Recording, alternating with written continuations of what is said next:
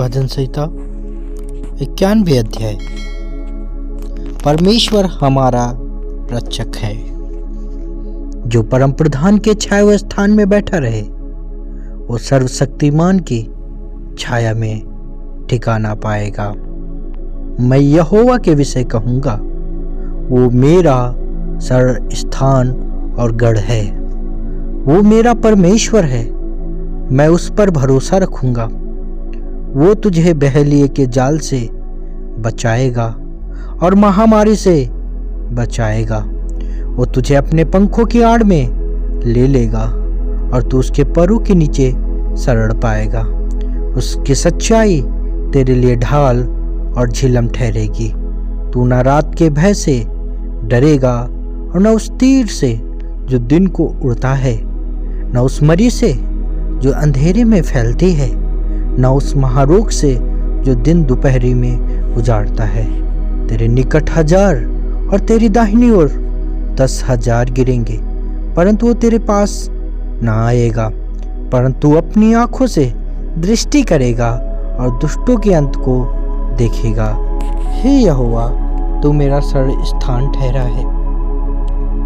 तूने जो परम प्रधान को अपना धाम मान लिया है, इसलिए कोई विपत्ति तुझ पर ना पड़ेगी, न कोई दुख तेरे डेरे के निकट आएगा, क्योंकि वो अपने दूतों को तेरे निमित्त आज्ञा देगा कि जहाँ कहीं तू जाए वे तेरी रक्षा करे।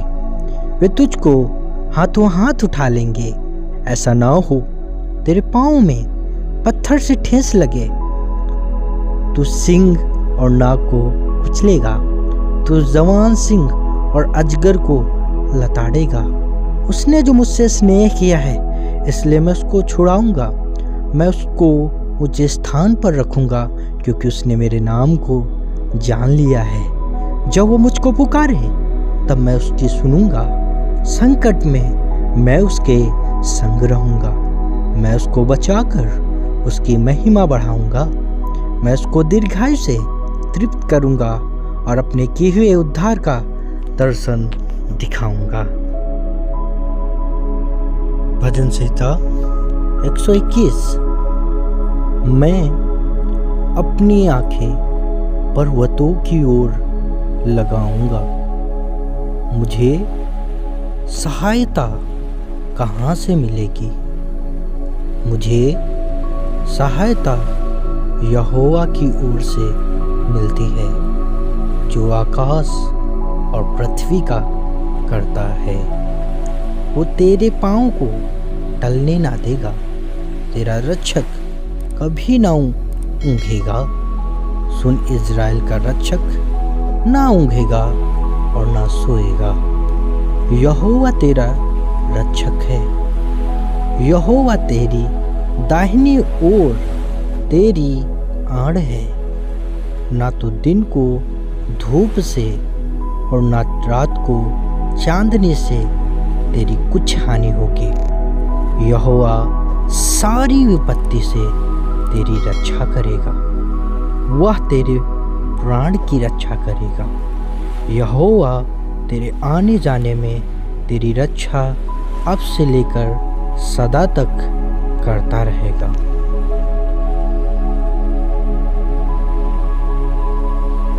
भजन संहिता 23 अध्याय। यहोवा मेरा चरवाहा है, मुझे कुछ घटी ना होगी। वो मुझे हरी हरी चराइयों में बैठाता है। वो मुझे सुखदाई जल के झरने के पास ले चलता है। वो मेरे जी में जी ले आता है। धर्म के मार्गों में वो अपने नाम के निमित्त मेरी अगुवाई करता है। चाहे मैं घोर अंधकार से भरी हुई तराई में होकर चलूं, तो भी हानि से ना डरूंगा, क्योंकि तू मेरे साथ में रहता है। तेरे सोंटे और तेरी लाठी से मुझे शांति मिलती है। तू मेरे सताने वालों के सामने मेरे लिए मेज बिछाता है।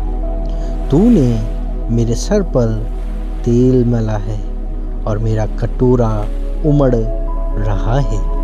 निश्चय भलाई और करुणा जीवन भर मेरे साथ साथ बनी रहेगी और मैं यहोवा के धाम में सर्वदा वास करूंगा।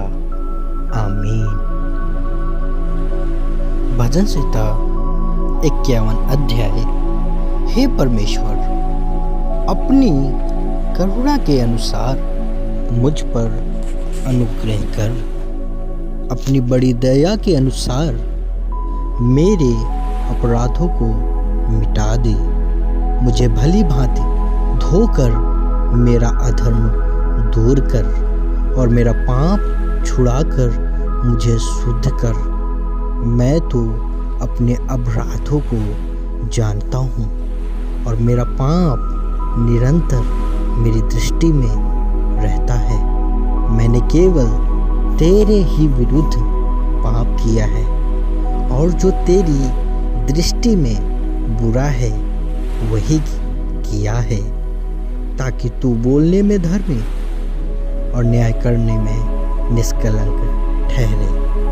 देख, मैं अधर्म के साथ उत्पन्न हुआ और पाप के साथ अपनी माता के गर्भ में पड़ा। देख, तू अपने हृदय की सच्चाई से प्रसन्न होता है और मेरे मन ही में ज्ञान सिखाएगा। जूफा से मुझे शुद्ध कर तो मैं पवित्र हो जाऊंगा। मुझे धो और मैं हिम से भी अधिक श्वेत बनूंगा। मुझे हर्ष और आनंद की बातें सुना, जिससे जो हड्डियां तूने तोड़ डाली हैं वे मगन हो जाएं। अपना मुख मेरे पापों की ओर से फेर ले और मेरे सारे अधर्मों के कामों को मिटा डाल।